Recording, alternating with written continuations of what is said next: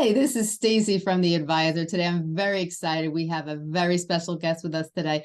This is Pastor Williams, and he is a wonderful individual. But before we begin, I just want to give a quick shout out to DMA Consulting. DMA Consulting is a marketing consulting agency that looks out for the little businesses. Its focus is to help the little businesses not get scammed by those large corporate and large marketing companies that charge a fortune and really don't do much for the people who are beginning their businesses or trying to just make ends meet. So DMAworld.com is a great place to go to learn how to get your business off the ground, and they charge very reasonable fees, and they help little businesses so they don't get scammed by those big marketing companies. So check them out, and they are welcoming everybody, and they'd love to hear from you guys. So now I'd like to talk to Pastor Williams. I'm very excited to have you on the show.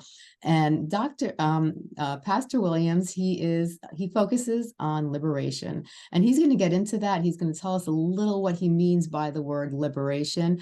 But this is a very great topic that I think you really need to listen to because it really affects everybody worldwide. So, Pastor Williams, can you tell us a little about yourself, what you do, and talk about a little about what you mean by the concept of liberation?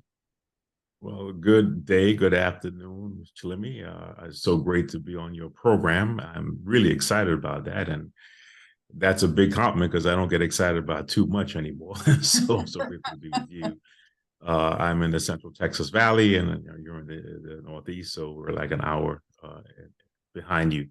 Liberation, I think is something that is very important to us today because it has certain types of connotations in reference to the French Revolution, the American Revolution, slavery, whatever you want to name it. But it means that someone wants to be liberated from being oppressed. But really and truly, liberation is all of that and even more. I mean, you can oppress yourself, and sometimes you have to get liberated from yourself, from your emotions, from your feelings, from bad indoctrinations of how you were raised as a child, liberation from genders and these kinds of things.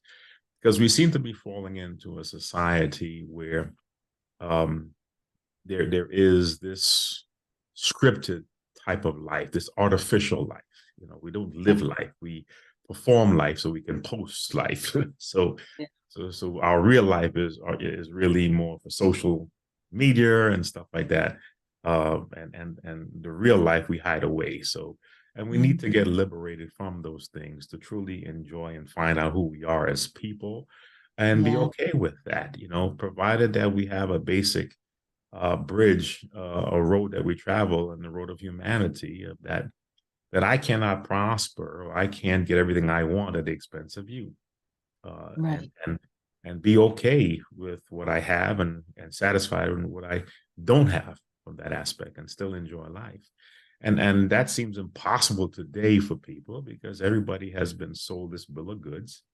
Believe it or not, it's even through our own country and the doctrines of our country that you can be all that you can be, and which then got morphed into you can have everything you want to have and have it right now. And these kinds of things. And that's just not true in the real world. It's not true in the real world, and it takes opportunities. And if you have a desire to have something bad enough, then you can get manipulated. As talked about earlier, what will you not do to achieve those things and accomplish those things? So liberation is very important, because it requires a genuine self-reflection of self.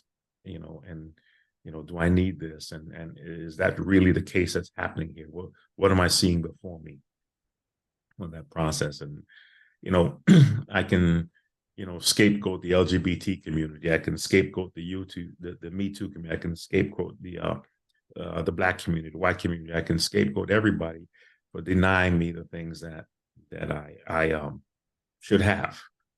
And there may be sprinklings of truth on that, and this may got that for that, but is that really what's holding me back? And what I want, is that really what I need from that process, or is it what I think I need because it's being marketed to me? So liberation is very key, and it's also ongoing. You know, Yes. it's not just one liberating; it's an ongoing thing in life. That's a mouthful. So, No, you really made a lot of great points. I find that, today's world, we always had hate.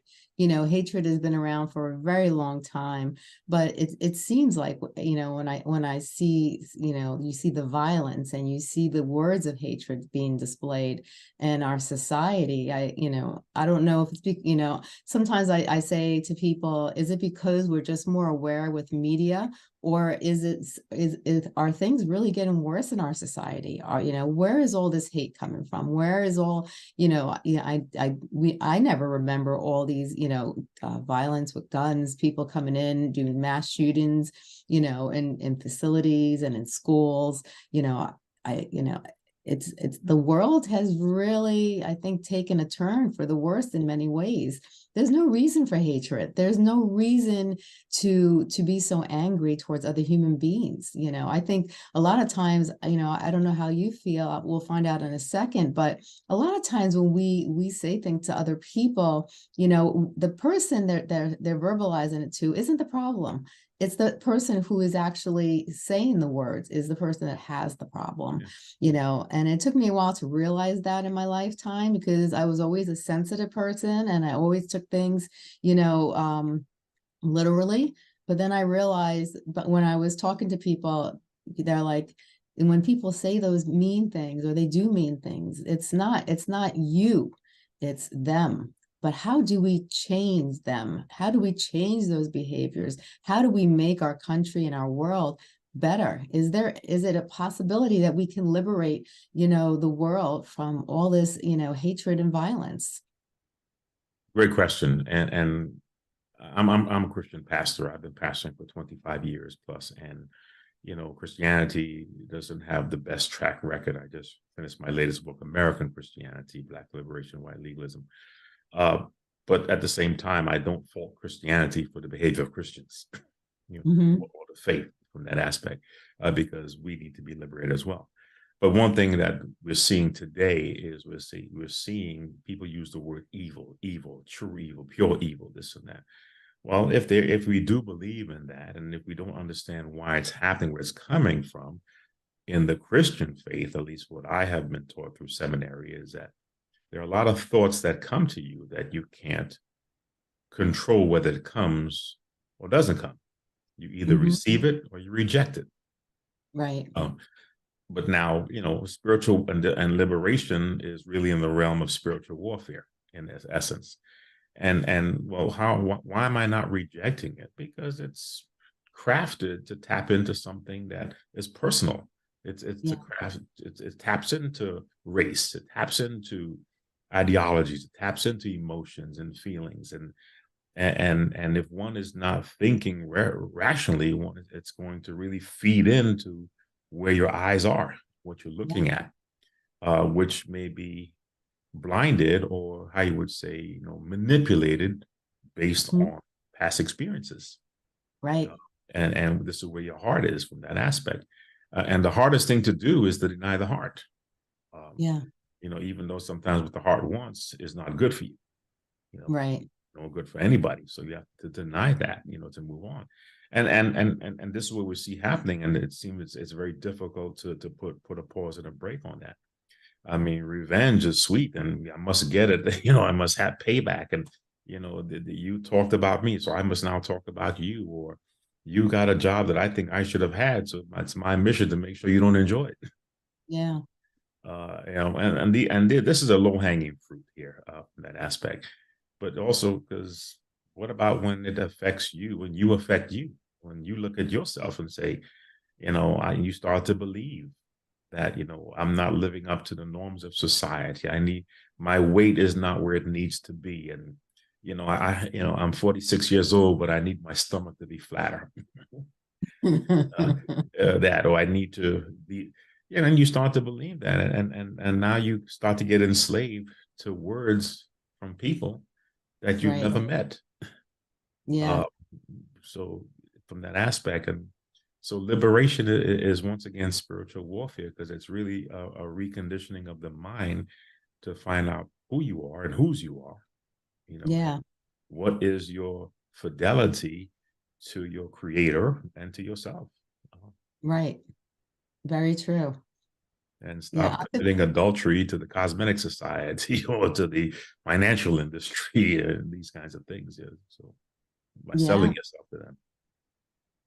I feel sometimes, we get so caught up in what the media tells us, and people, it's very sad, but a lot of times, people will watch TV or they'll listen to the media or they'll watch, videos, and they believe everything they hear. And they could say that that the sky is purple, and they will believe it. Yeah, And yeah. it has, our words, I always said the words of wisdom is so powerful, but it depends where those words are coming from. And a lot of times you see now people, they believe what they hear. You have conspiracy groups, you have groups of hatred, spreading more hatred, and you have a lot of negative impact and voices, and people are being influenced. And how do we get out of that influence? How do we help people really take a step back and not be influenced, and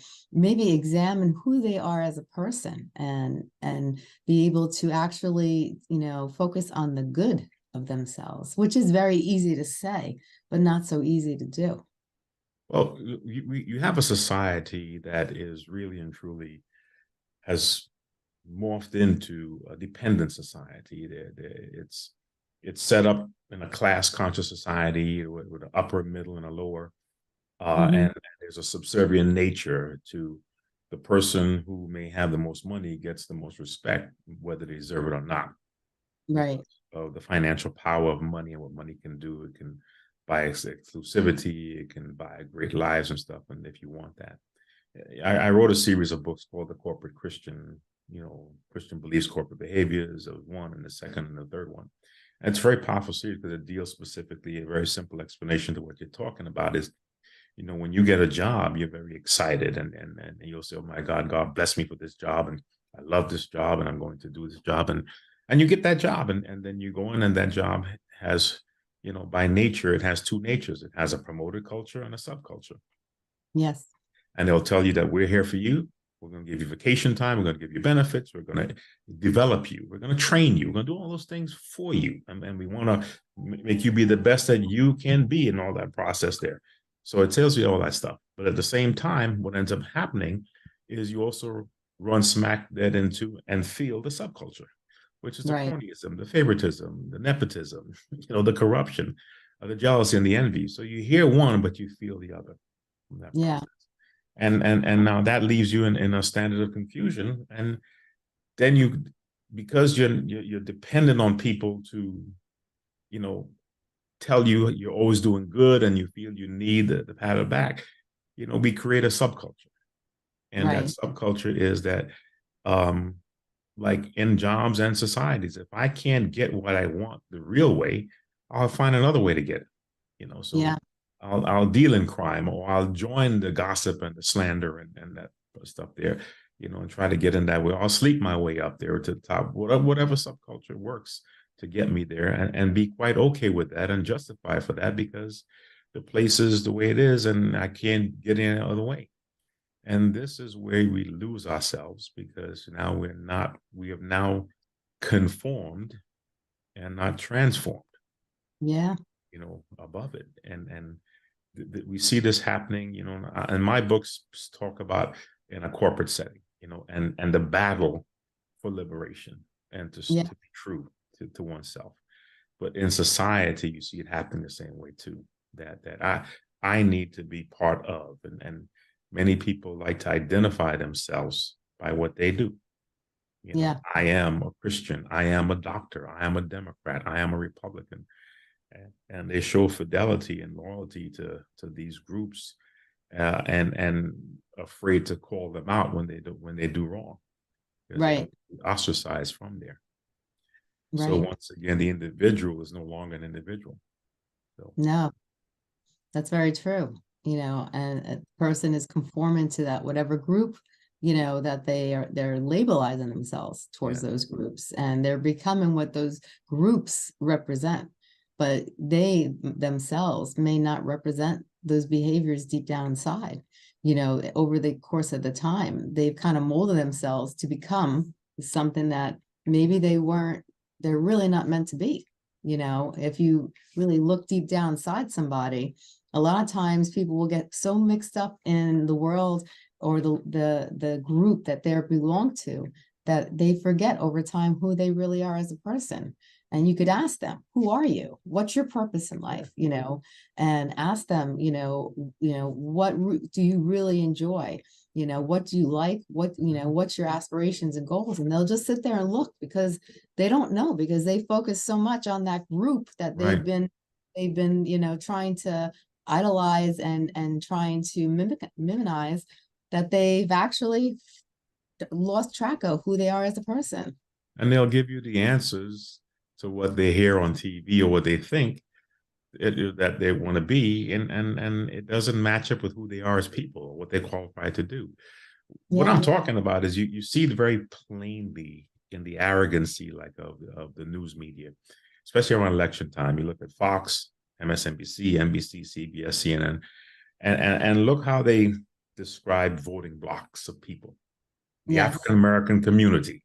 This is Yes. what they vote for, what they want, Right. uh, which is not a monolithic community, Right. or the white women from this age group to this age group. This is what they want. The Yes. ones who are educated, and this is how they vote, and Yes. it's played out right before you.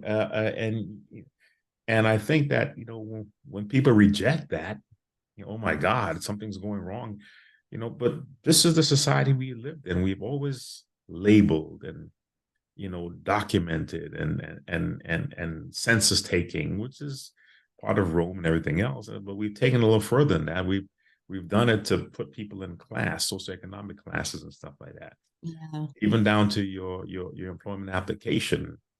Are you Black, non-Hispanic? Are you Caucasian? Are you other?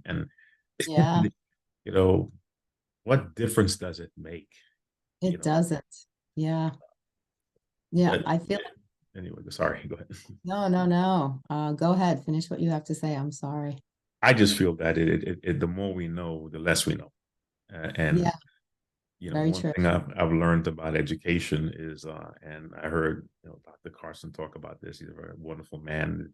The more education you have, the more you realize that you don't know, That's because you're educated enough to know. A person who has no education thinks they know everything right. because they have no point of reference to what's out there. So, but those who do know what's out there realize how little they do know. So it's supposed to at least keep you humble for what you have. And that's very true. That's so true. And I get so angry because, there is so much labelizing and so much stigmatism in our world.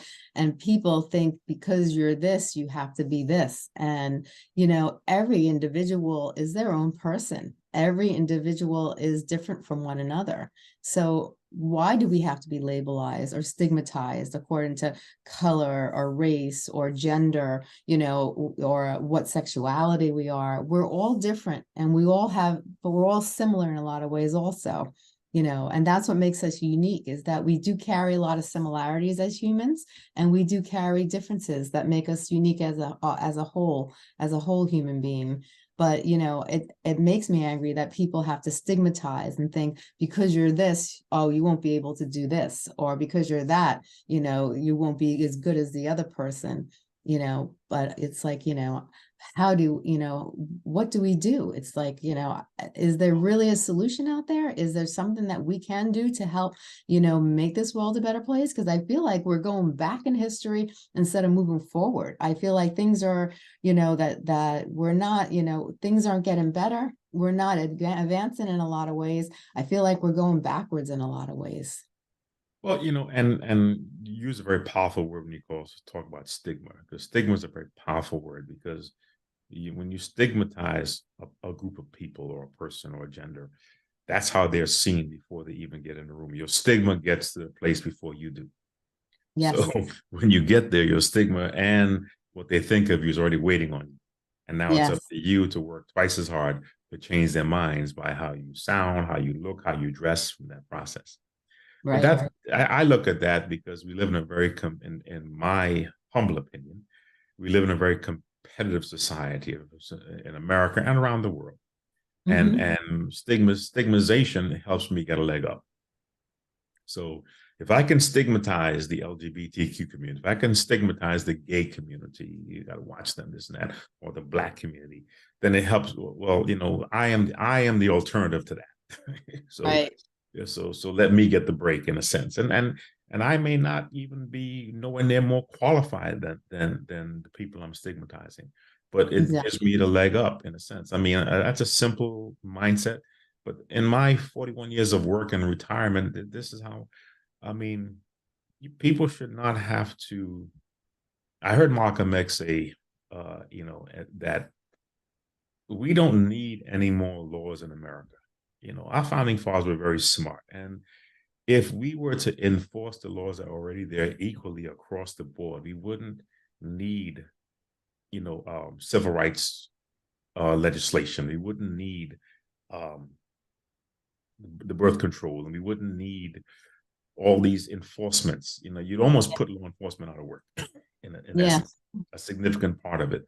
If you were to Right. just, maintain and be obedient to the laws of the land that are already on the books. But Right. because people want to have voting power, they want to have representation power. They want to be able to not just to hold people down, but for greed to get you know corporate Yeah. monies and business deals, insider trading, and stuff like that.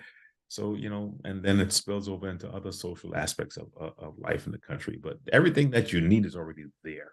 You know, Yes. it's like salvation. In salvation is not you're saved, but gifts of wisdom and patience and long suffering and temperance and human development is all part of that. There, Right. peace. It all comes with that. So, um, if you decide to open it up and use it and apply yourself to it, Yes. Very true. Very true.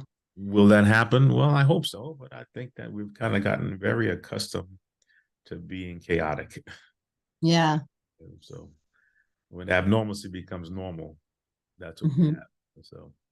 Yeah. And I noticed a lot we became more chaotic during COVID, like I think a lot of behaviors changed, a lot of ways of thinking changed, the ways of living changed. And it really, I think it mentally and really put a physical damper into a lot of people's view. Since COVID, things have changed, dramatically, and Well, in my last book, American Christianity, one of the things I wrote about, it talked about many topics across the board. We tapped into historical events, we tapped into legislation that's passed, we tapped into the church and the ecumenical ministry and the history of the church. You know, but one of the things we talked about is being resistant for resistance sake, for no rhyme hmm. or reason. And you know, I retired as a chaplain. I worked for Kings County Hospital in Brooklyn. Hmm. I was a chaplain in my last 7 years there, and I ran the entire program, and I worked right through the pandemic. Uh, Right. and I was going in rooms um, when the masks and stuff weren't there. Yeah, and thank God I didn't get sick. I was on all the committees. I was with the doctors and their groups and counseling them, and because there were times when it got very scary, where the Hippocratic oath was, you know, something came out that we're not going to resuscitate patients, because Right. in resuscitation you push down and they exhale, and we didn't know Yeah. what was coming out. So people were just being allowed to die in a sense. I didn't say we let people die. We tried the best, but there was a fear about that, and Governor Cuomo was supposed to give immunity that never came, and so we didn't know really what to do. But in the midst of all of that, some of our western and southern states decided this was a hoax. It Hmm. wasn't true.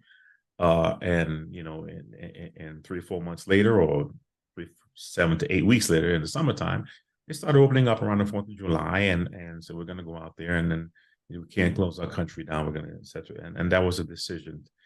Now we know that they knew that they were making that decision, but other people suffered from that. And then you Yeah. started seeing really massive, death ratios in the smaller Midwestern states, and the state I'm in now in Texas and stuff like that, that to this day have kind of devastated those states as far as economic development and businesses not coming back, and family members that have passed, so because we lost well into millions of people in this country. Yeah.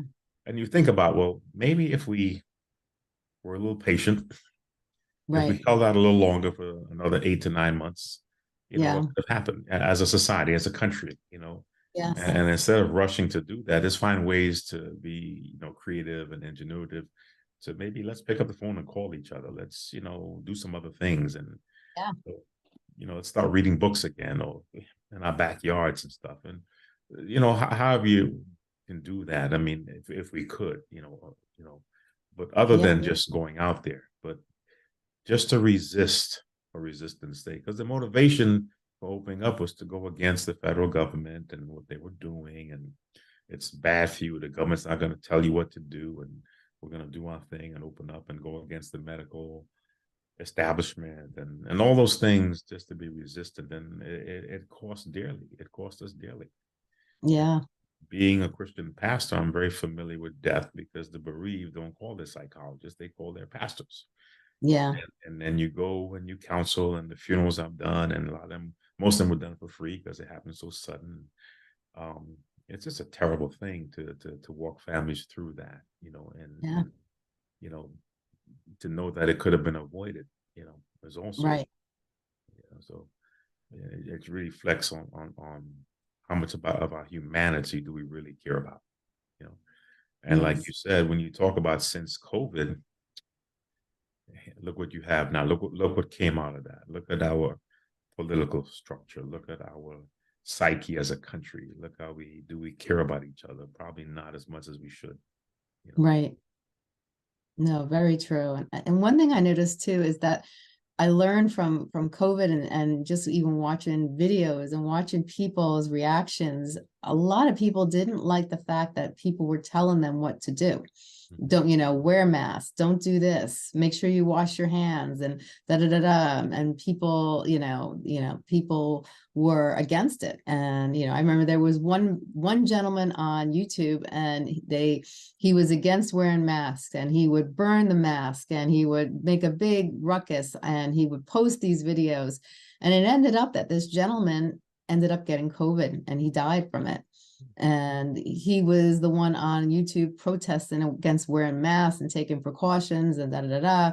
It's all a conspiracy, blah blah blah. And then he ended up dying from COVID. So the fact that people just don't like to follow the rules. A lot of people don't. They want to be the ones to make their own decisions, but when people are trying to even help them, you find that in human life also, when people don't want to hear what you have to say unless they ask for it, and that's a flaw in our society, where it goes, when it goes deep down to the root of things, it's psychological, but it's people don't like to be told what to do, whether it's for the good or for the bad. They don't care if it's going to help them. They don't like to be told what to do. What do you think? And I'm gonna go back to the word liberation, because there is a disingenuousness about our society today. And I talked about, living more in the artificial world than the real world.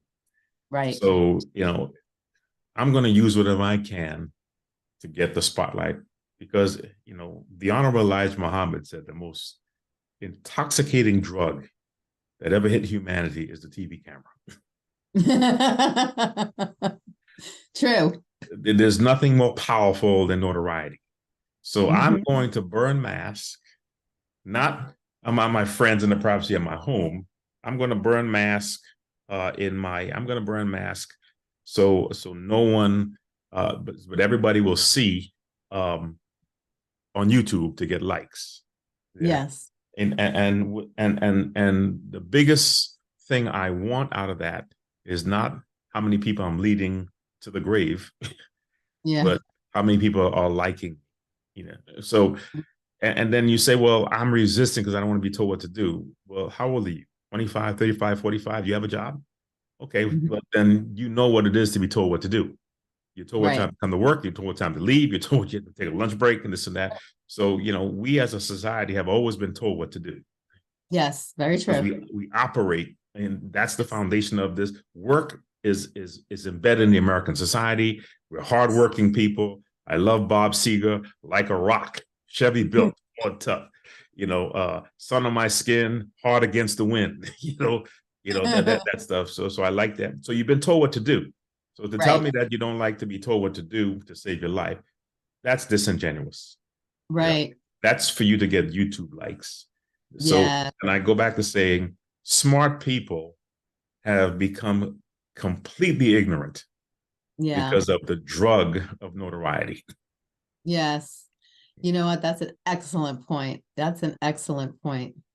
It's very true. And it's that young man on YouTube. It's our politicians. It's the White House. It's in both parties. That TV camera, it voids service, quiet, humble service without Yes, notoriety. Service for service sake. You know, yes. and it really brings a disingenuousness to our Hmm. charity, to our Yeah, conversations. That yes. thing there. And as I had told you before we went on there, I'm a nosy person. I'm a people watcher, so I watch and I don't judge, but you see and you make connections of dots. And I do that Yeah, because I want to make sure that the things that I practice when I preach, I try to serve, without um conditions, so yes. you don't pay, you know, I know pastors have a very bad reputation. Trust me when I tell you, you don't want to be a pastor. I'm a poor pastor. I've been pastoring, for 25 years. I still make $300 a month when I'm in church. There's no commission plan.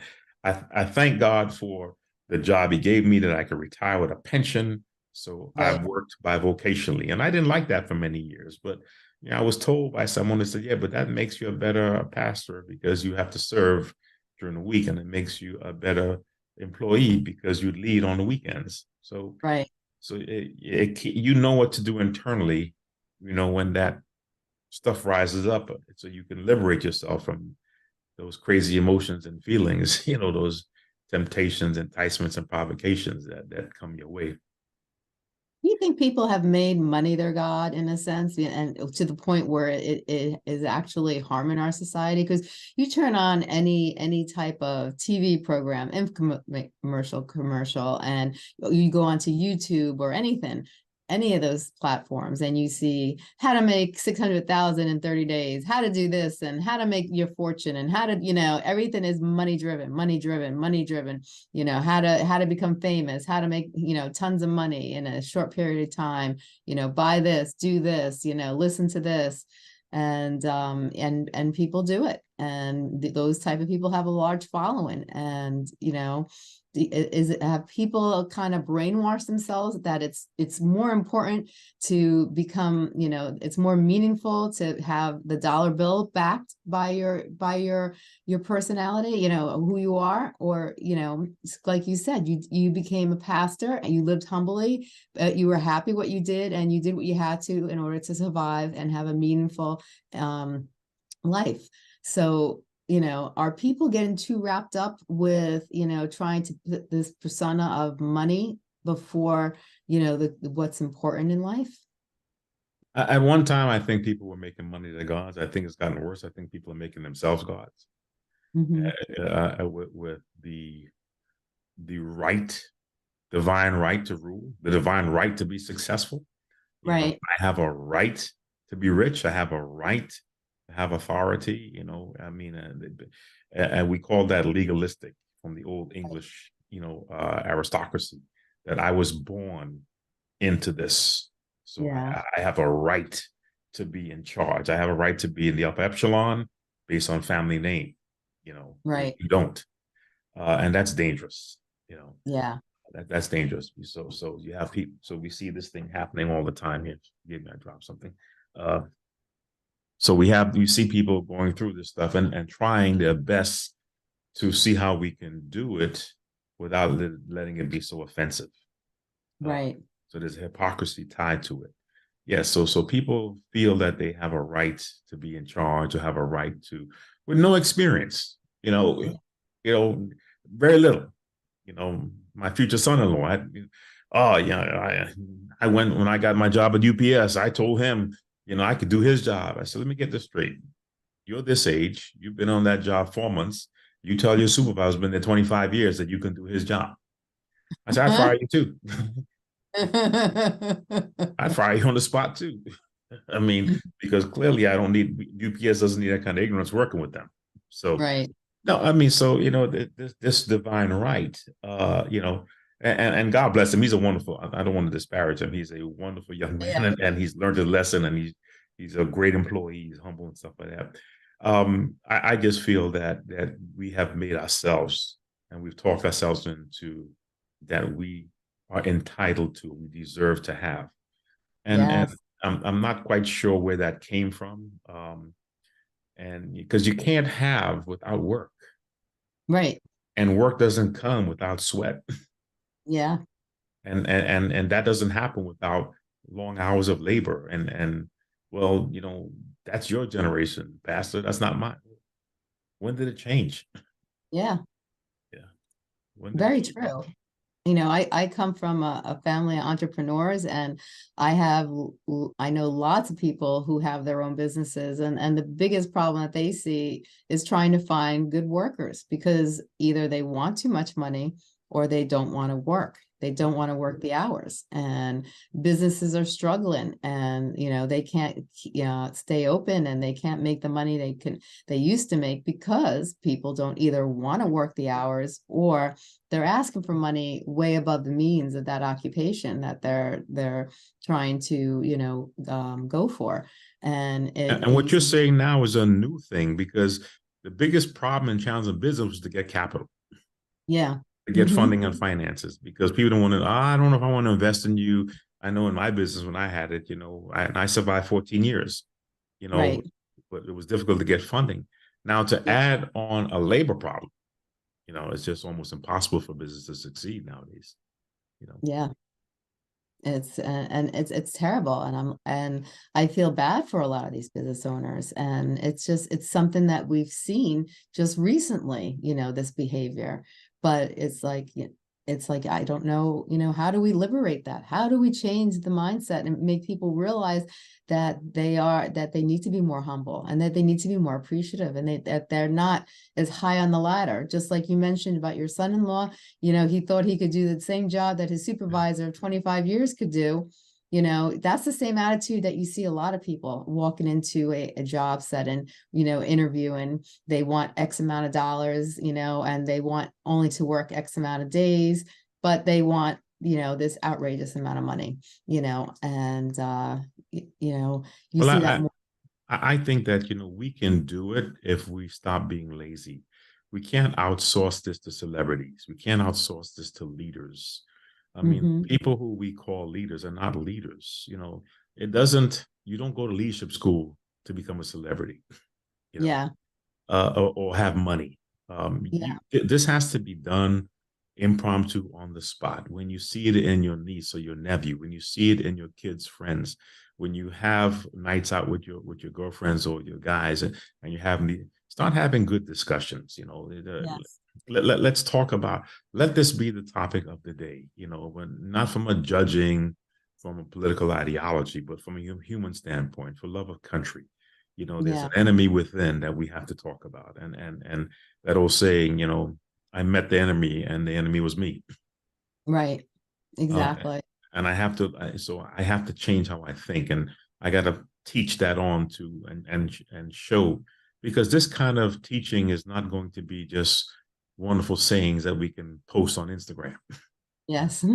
This is going to be things that you're going to have to apply and implement into your life, where you're going to have to live it, and you're going to have to really feel the pain of tempering your emotions and your anger. Yeah. I had a young man recently come speak to me. He went through a really traumatic situation with a young lady he was dealing with, and you know, kudos to him. I had so much respect for this young man. He reached out Yeah. to me, said, "Pastor, I just need someone to talk to because of my thoughts, Right. because he was done wrong." He was done wrong. He really was done wrong. He was hurt, and he was a victim of violence. And he had some really bad thoughts, from what he was saying about poisoning this and going after that and slam. And we had a conversation. I said, yeah, but that's really not who you are, right? And it says, and you Right. don't want to violate your family name, your history, your parents were put into you from Right. that aspect. And then you don't want to include friends into this kind of behavior that may get in trouble, you know. Right. So what kind of friend are you? And then we came to the conclusion that, this really was a blessing because this is the kind of family that you didn't want to be around anyway, Yes. or Hmm. less married into. So, and Right. I really tip my hat to him for really recognizing the changing through provocation and enticements and temptations of his character and nature. I was changing him because something was, and the divine need for payback and retribution, Yeah.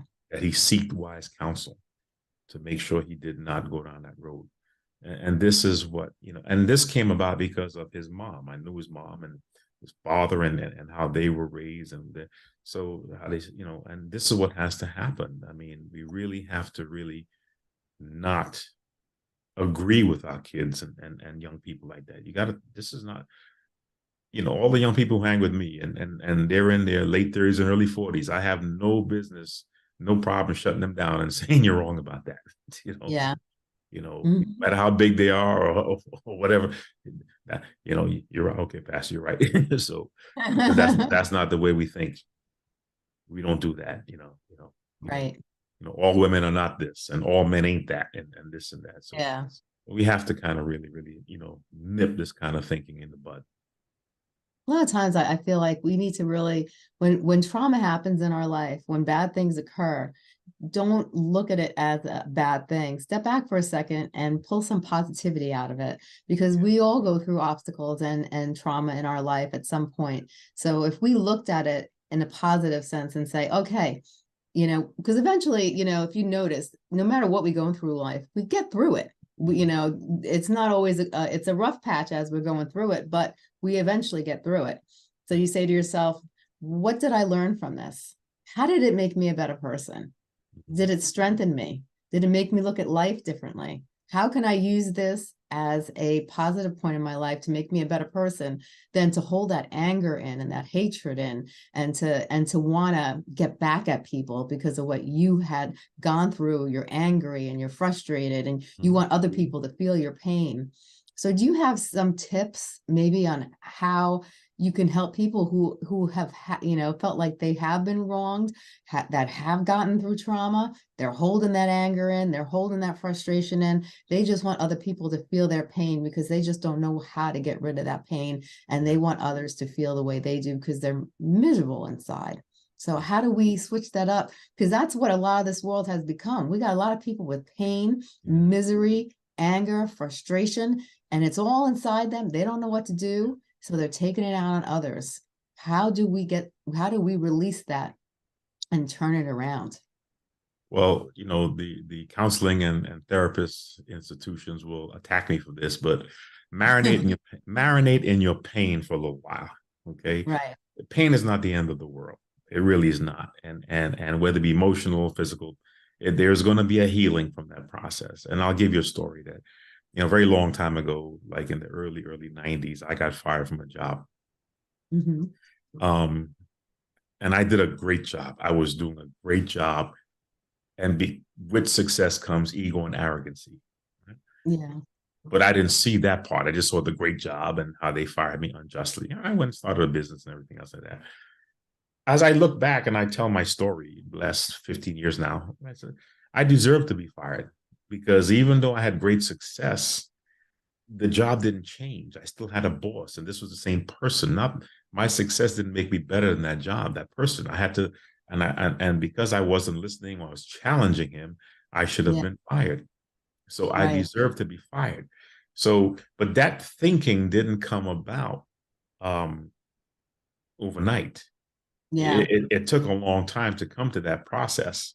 But what did happen is I learned from my termination. So Yeah. I kept my mouth shut, you know, and Yeah. did what I was supposed to do on other jobs. Right. So this is what I mean when I say that you marinate in your pain. Not everything that you feel was done wrong to you is wrong. Right. Some things need to happen because of some behaviors that you need to lose Right. Very true. along the way. And no matter how good you think you are, Mhm. you're not the judge of you. Other people are. With it, you know, Exactly. believe it or not, you're not the boss of you. Other people are going to be the judge, especially going to work in their jobs and their companies for their team. They're going to judge you, uh, and Yeah. and you're going to have to learn to get along that way, and you're going to have a duality of your spirit. Yeah, Yeah. and you're going to have to be able to be centered and balanced from that process. Right. And if that's a hardship for you, then you're going to have problems. You're going to create problems for yourself, and you're going to have problems in your thinking and your fear and anxiety, your narcissism, your victimization. These kinds of things are going to be grafted into the kind of person you become, Right. which is not healthy from that process. Yeah. Oh, 100%. But if you can look at yourself and say, I mean, when you look in the mirror, you don't say, man, God, you knew what you were doing, man. You picked the cream of the crop here. Right? I thank you for your good eye and picking me. Right. No, you gotta be real. Sinner saved by grace, Right. but 100%. but by faith, there go I and stuff like that. So and all of the things, and grew up in the Baptist church, and pastor the church now, and these kinds of things. So you come to that understanding. But anyway, that's why I would tell them, marinate in your pain a little bit, you know, That's don't a get, yeah. that's a actually really good answer. And I think that's something that I think could really help people, and I think that's very beneficial. Now tell me a little about each title of your book and what each book is about and where people can find each book. Well, the first book I wrote in 2012 is called The Corporate Christian Beliefs versus Corporate Behaviors.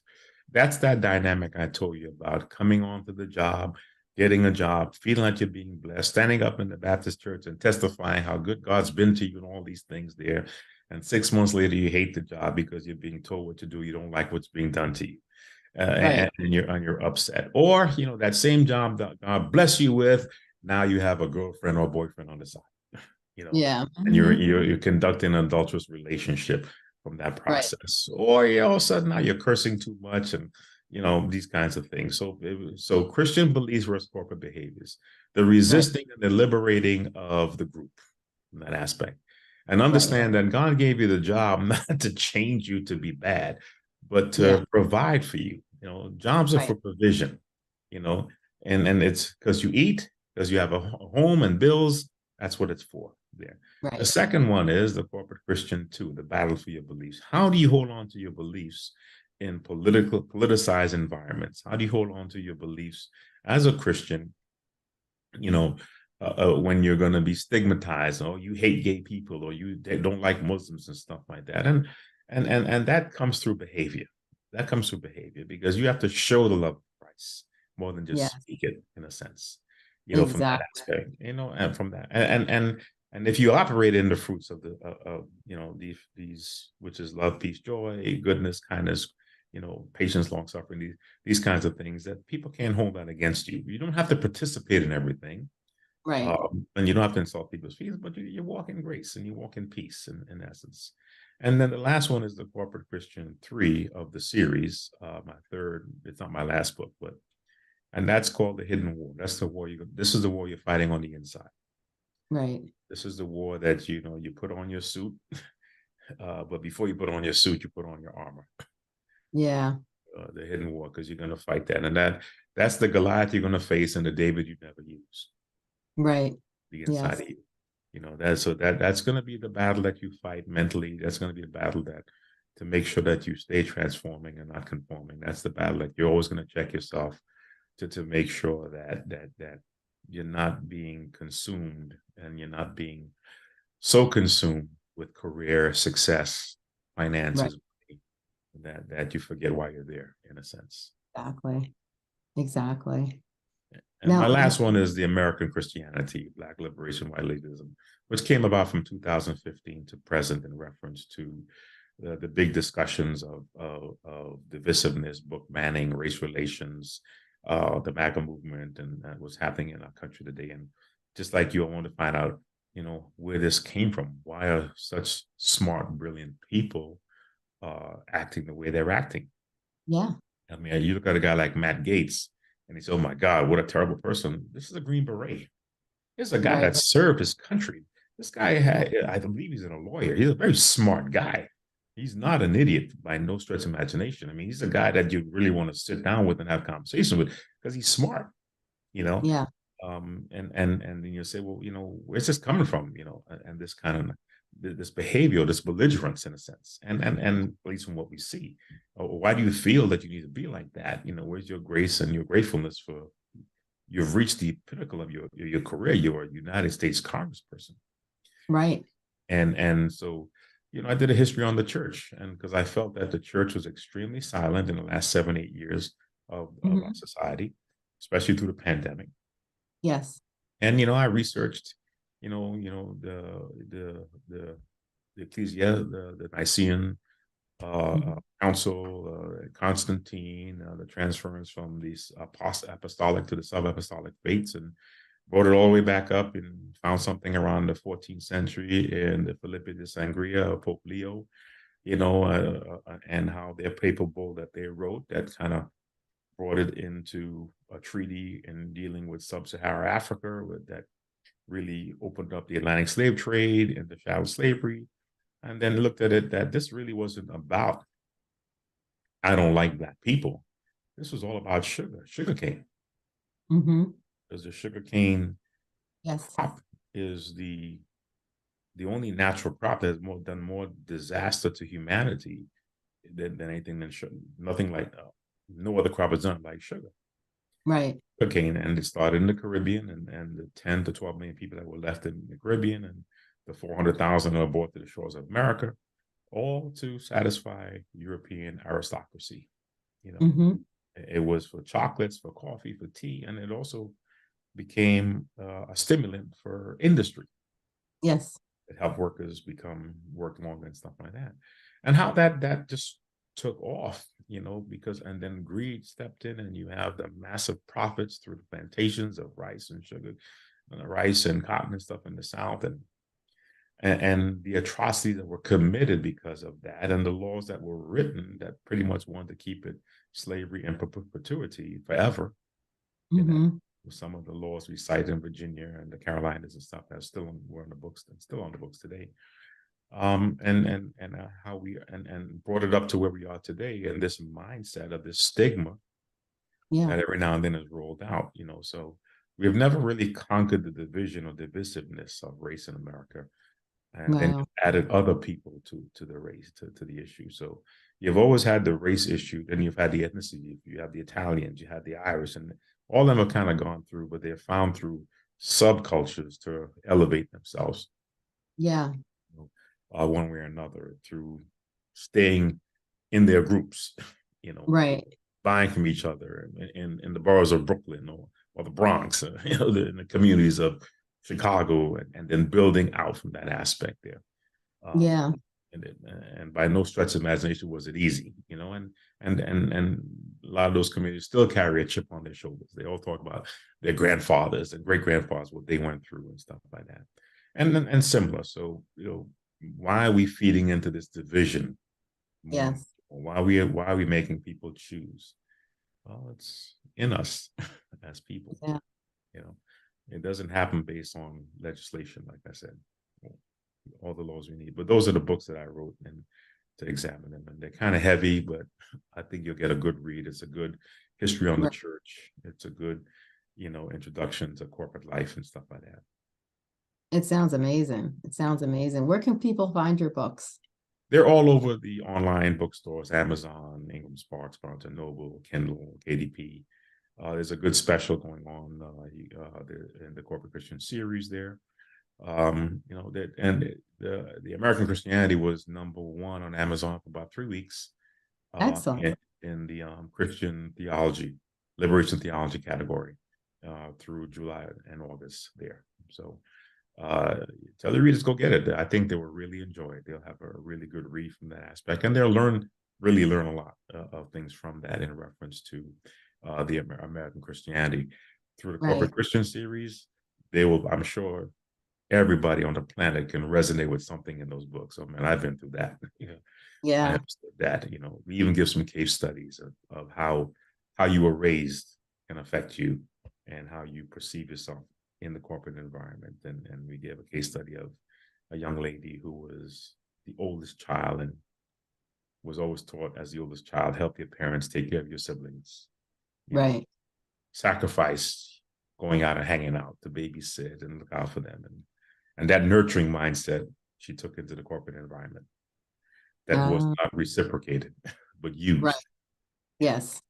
which made her very angry and jaded. And, I'm always doing. No one's doing for me. And, Right.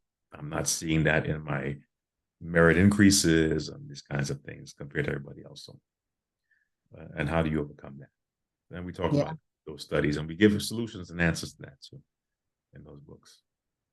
That would be a great conversation for next time. I'd love to have you back on the show, but to talk about how when you're brought up in a certain way and your mentality is focused on behaving a certain way, like a nurturer, a pleaser, because you spent your life helping your family, helping your siblings, and then you go into the big corporate world and it's a backstabbing industry where everyone looks out for themselves. And then, like you said, the anger sets in. What do we do?